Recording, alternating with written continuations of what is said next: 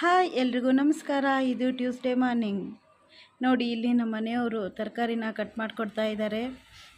ಹಾಗೆ ನನ್ನ ಮಗ ಪಾಪ ಮನೆ ಕ್ಲೀನ್ ಮಾಡಿಕೊಡ್ತಾ ಇದ್ದಾನೆ. ಎಲ್ಲ ಕಸ ಗುಡಿಸಿ ಕ್ಲೀನ್ ಮಾಡಿಕೊಡ್ತಿದ್ದಾನೆ. ಯಾಕಂದರೆ ನನಗಿನ್ನೂ ಸ್ವಲ್ಪ ಹುಷಾರಾಗಿರಲಿಲ್ಲ, ಹೆಲ್ತ್ ಇನ್ನೂ ಸ್ವಲ್ಪ ಹಾಗೆ ಇತ್ತು.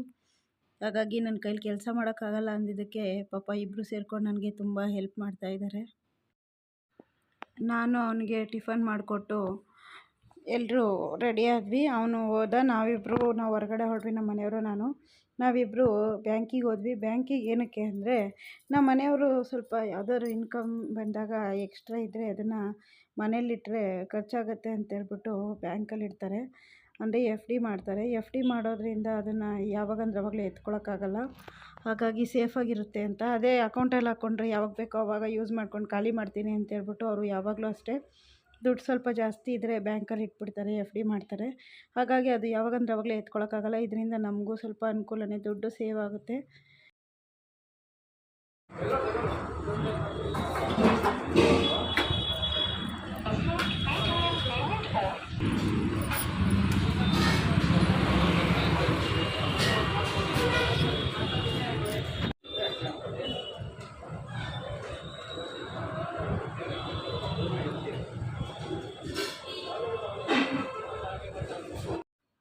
ಬ್ಯಾಂಕಿಂದ ನಮ್ಮ ಕೆಲಸ ಮುಗಿಸ್ಕೊಂಡು ಹಾಗೆ ಅಲ್ಲಿ ಒಂದು ಟಿಫನ್ ಸೆಂಟರ್ಗೆ ಹೋದ್ವಿ. ಅಂದರೆ ಅಲ್ಲಿ ನಮ್ಮ ಮನೆಯವ್ರಿಗೆ ಕಾಫಿ ತುಂಬ ಇಷ್ಟ ಆಗುತ್ತೆ, ಫಿಲ್ಟರ್ ಕಾಫಿ. ಹಾಗಾಗಿ ಇಬ್ಬರು ಹೋಗ್ಬಿಟ್ಟು ಅಲ್ಲಿ ಕಾಫಿ ಕುಡಿದು ನಾನು ನನ್ನ ಮನೆಗೆ ಬಿಟ್ಬಿಟ್ಟು ಅವ್ರು ಹೊರಗಡೆ ಹೋದರು. ನಾನು ಮನೆಗೆ ಬಂದಮೇಲೆ ಬಟ್ಟೆ ಎಲ್ಲ ಎತ್ಕೊಂಡು ಬಂದು ಮಡಿಸ್ತಾಯಿದ್ದೀನಿ.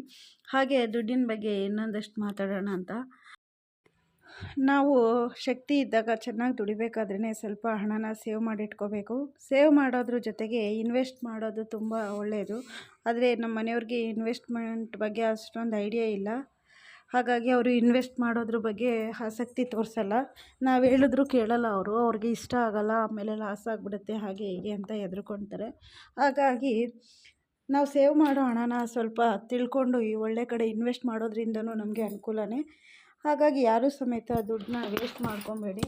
ನಮ್ಗೆ ಎಷ್ಟು ಬೇಕೋ ಅಷ್ಟು ದುಡ್ಡನ್ನು ಬಳಸ್ಕೊಂಡು ಮಿಕ್ಕಿದ್ದನ್ನು ಸ್ವಲ್ಪನಾದರೂ ಸೇವ್ ಮಾಡಿ ಹಾಗೆ ಸ್ವಲ್ಪ ಒಳ್ಳೆ ಕಡೆ ಇನ್ವೆಸ್ಟ್ ಮಾಡ್ಕೊಳ್ಳಿ. ಇದರಿಂದ ನಮಗೆ ಒಳ್ಳೆಯದಾಗತ್ತೆ. ಮುಂದೆ ವಯಸ್ಸಾದಾಗ ನಮಗೆ ಆ ದುಡ್ಡೇ ಆಧಾರ ಆಗಿರುತ್ತೆ. ಯಾರು ನೋಡ್ಕೊಳ್ಳಿಲ್ಲ ಅಂದರೂ ದುಡ್ಡಿಂದ ನಾವು ನೆಮ್ಮದಿಯಾಗಿ ನಮ್ಮ ಜೀವನನ ಸಾಗಿಸ್ಬೋದು. ಹಾಗಾಗಿ ನಾನು ಎಲ್ರಿಗೂ ಹೇಳೋದಿಷ್ಟೇ, ನಾವು ದುಡಿಯೋದ್ರಲ್ಲಿ ಸ್ವಲ್ಪನಾದರೂ ಉಳಿಸಿ ಬೆಳೆಸೋದಕ್ಕೆ ಎಷ್ಟಾಗುತ್ತೋ ಅಷ್ಟು ನೋಡಬೇಕು. ನಾನು ಮದುವೆ ಆಗಿ ಬಂದಾಗಿಂದ ತುಂಬ ಕಷ್ಟನ ಪಟ್ಟಿದ್ದೀನಿ. ನಾನು ಮದುವೆ ಆದಾಗಿಂದ ಹೀಗೆ ನಮ್ಮ ಜೀವನ ಸಾಗಿಲ್ಲ. ನಾವು ತುಂಬ ಕಷ್ಟಪಟ್ಟೆ. ಈಗ ಒಂದು ಹಂತದಲ್ಲಿ ಪರವಾಗಿಲ್ಲಪ್ಪ, ನಾವು ಚೆನ್ನಾಗಿದ್ದೀವಿ, ಒಬ್ಬರು ಸಹಾಯ ಮಾಡೋ ಲೆವೆಲಲ್ಲಿ ಇದ್ದೀವಿ ಅಂದರೆ ಇದು ನಾನು ನಮ್ಮ ಮನೆಯವ್ರಿಗೆ ಪಡ್ತಾ ಇರೋ ಕಷ್ಟನೇ. ಸದ್ಯಕ್ಕೆ ಇವಾಗ ನಾನೇನು ಕಷ್ಟಪಡ್ತಾಯಿಲ್ಲ. ನಾನು ಯಾವ ಕೆಲಸಕ್ಕೂ ಹೋಗ್ತಾಯಿಲ್ಲ. ಮುಂಚೆ ಕೆಲಸಕ್ಕೆ ಹೋಗ್ತಿದ್ದೆ, ಸದ್ಯಕ್ಕೆ ಕೆಲಸಕ್ಕೆ ಹೋಗ್ತಾಯಿಲ್ಲ. ಅದೆಲ್ಲ ಯಾಕೆ ಅಂತ ಮುಂದಿನ ವೀಡಿಯೋಗಳಲ್ಲಿ ಹೇಳ್ತೀನಿ. ಸದ್ಯಕ್ಕೆ ಇವಾಗ ದೇವ್ರು ನಮ್ಮನ್ನು ಚೆನ್ನಾಗಿಟ್ಟಿದ್ದಾನೆ. ಹಾಗೆ ಎಲ್ಲರೂ ಚೆನ್ನಾಗಿರಲಿ ಅಂತ ಬಯಸ್ತೀನಿ. ಹಾಗಾಗಿ ದುಡಿಯೋ ದುಡ್ಡಲ್ಲಿ ಸ್ವಲ್ಪನಾದರೂ ಉಳಿಸ್ಕೊಳ್ಳಿ, ಏನಾದರೂ ತೊಗೊಳ್ಳಿ, ಗೋಲ್ಡ್ ಏನಾದ್ರು ತೊಗೊಳ್ಳಿ, ಸೇವ್ ಮಾಡ್ಕೊಳ್ಳಿ, ಚೆನ್ನಾಗಿರಿ. ದುಡ್ಡು ಬಂದಿದ್ದೆಲ್ಲ ಎಂಜಾಯ್ ಮಾಡಿಕೊಂಡು ಮುಂದಕ್ಕೆ ಕಷ್ಟಪಡಬೇಡಿ ಅಂತ ಹೇಳ್ತೀನಿ ಅಷ್ಟೇ. ಇದು ನನ್ನ ಒಂದು ಮಾತು. ಅದು ನಿಮ್ಗೆ ಇಷ್ಟ ಆದರೆ ತೊಗೊಳ್ಳಿ, ಇಲ್ಲಾಂದರೆ ಬಿಡಿ. ಯಾರಿಗೂ ಇದೇನು ಅಡ್ವೈಸ್ ಅಲ್ಲ, ನನ್ನ ಅನಿಸಿಕೆ ಅಷ್ಟೇ. ಹೆಣ್ಮಕ್ಳಿಗೆಲ್ಲ ಬಟ್ಟೆ ಅಂದರೆ ತುಂಬ ಇಷ್ಟ. ಹಾಗೆ ನನಗೂ ತುಂಬ ಇಷ್ಟ. ಹಾಗಾಗಿ ಮುಂಚೆ ಎಲ್ಲ ತುಂಬ ಬಟ್ಟೆ ಮೇಲೆ ತುಂಬ ಇನ್ವೆಸ್ಟ್ ಮಾಡಿದ್ದೀನಿ. ಅದೇನು ಯೂಸ್ ಆಗೋಲ್ಲ. 2 ದಿನ ಹಾಕ್ಕೊತೀವಿ, ತಿರ್ಗಾವಾಗಲೇ 3ನೇ ದಿನಕ್ಕೆ ಅದು ಬೇಜಾರಾಗಿರುತ್ತೆ. ಹಾಗಾಗಿ ಈಗ ಸ್ವಲ್ಪ ಬಟ್ಟೆ ತೊಗೊಳೋದು ನಾನು ಕಮ್ಮಿ ಮಾಡಿದ್ದೀನಿ. ಅಂದರೆ ನಾನು ಕಮ್ಮಿ ಮಾಡಿದ್ದೀನಿ ಅಂತ ನೀವು ಮಾಡಬೇಕಂತ ಏನಿಲ್ಲ. ಆದರೆ ಬಟ್ಟೆಗೆ ನಾವು ಇನ್ವೆಸ್ಟ್ ಮಾಡೋದು ವೇಸ್ಟೇ. ಹಾಗಾಗಿ ನಾನಿವಾಗ ಕಮ್ಮಿ ಮಾಡಿದ್ದೀನಿ.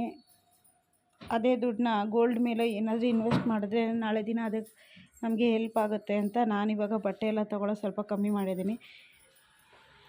ನನ್ನ ಅಭಿಪ್ರಾಯ ಇದು. ನಿಮಗೆಲ್ಲ ಏನು ಅನಿಸುತ್ತೆ ಕಮೆಂಟ್ ಮಾಡಿ. ಹಾಗೆ ಈ ವಿಡಿಯೋ ಇಷ್ಟ ಆದರೆ ಒಂದು ಲೈಕ್ ಮಾಡಿ. ನೀವು ಸಪೋರ್ಟ್ ಮಾಡೋದ್ರಿಂದ ನನಗೆ ಇನ್ನೂ ಹೆಚ್ಚು ಹೆಚ್ಚು ಮಾಹಿತಿಗಳನ್ನ ನಿಮ್ಮ ಜೊತೆ ಎಲ್ಲ ಹಂಚ್ಕೊಳ್ಳೋಕ್ಕೆ ಇಷ್ಟ ಆಗುತ್ತೆ. ಹಾಗೆ ವಿಡಿಯೋ ಮಾಡೋದಕ್ಕೂ ಒಂದು ಖುಷಿ ಇರುತ್ತೆ.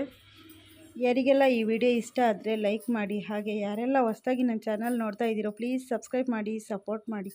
ವಿಡಿಯೋ ನೋಡಿ ಸಪೋರ್ಟ್ ಮಾಡ್ತಿರೋ ಎಲ್ರಿಗೂ ಧನ್ಯವಾದಗಳು. Thanks for watching.